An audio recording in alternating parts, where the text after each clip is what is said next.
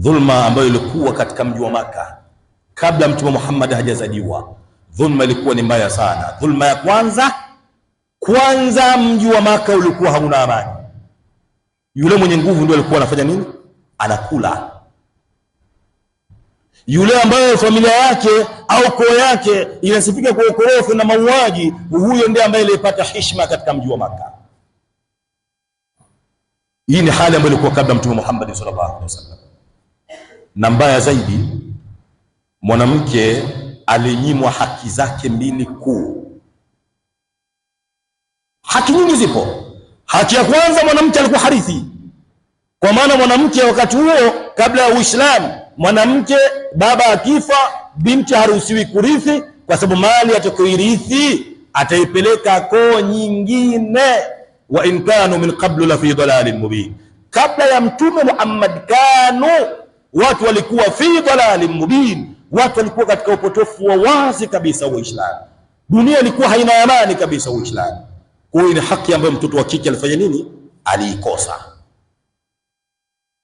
Haki ya pili, waliita nikahu rahd, kwamba mtoto wa kike alikuwa anaweza akaolewa.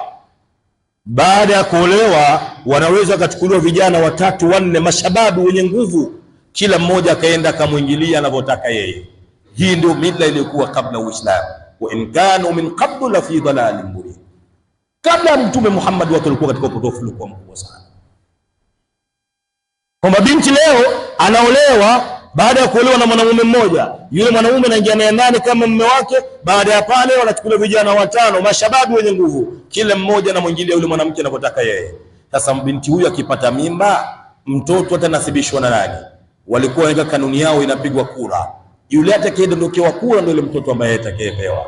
Hii ilikuwa ni dhulma ya wazi sana kwa Uislamu. Dhulma ya tatu mbaya, na ni mbaya zaidi, kwamba ilikuwa ni adamul hayat, ilikuwa kwamba ni mtoto wa kike kunyimwa haki ya kuishi duniani. Kwa maana mtoto wa kike akizaliwa, basi mtoto yule hakika anakuhukumiwa kuuawa. Mwenyezi Mungu anasema, wa idha bushira ahaduhum bil untha dhalla wajhuhu muswaddan wa huwa kadhib.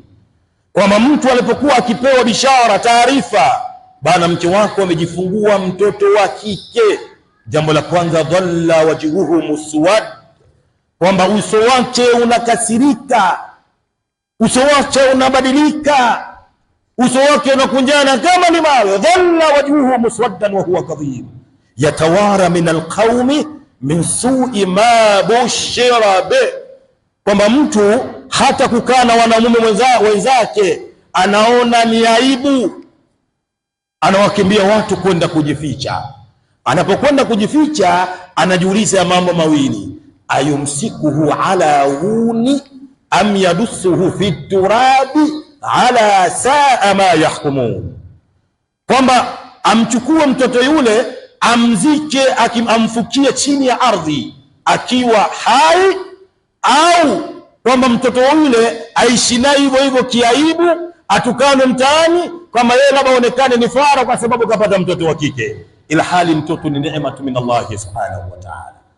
Mwenyezi Mungu anasema, almalu walbanuna zinatul hayati dunya, mali na watoto ni mapambo tu katika maisha duniani. Sasa wao waliona Waarabu kama mtoto huyu wa kike kuishi naye ni aibu, ayumsikuhu ala hun am yadussuhu fi turab, niishi naye mtaani nitukanwe, nionekane mimi ndio fara wa mtaani, am yadussuhu fi turab, au mtu anachukua shauri anachimba shimo amfukia mtoto ilhali akiwa katika uhai wake. Sasa Mungu anasema, ala saa ma yahkumun. Ala saa ni adatul istiftah.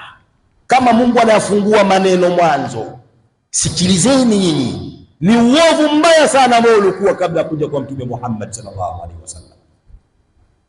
Kwa Mwenyezi Mungu subhanahu wa ta'ala, fab'atha Allahu sayyiduna Muhammad, Mwenyezi Mungu akamleta Mtume Muhammad rahmatan lil alamin, kuja kuwa ni rehema katika ulimwengu wa nani?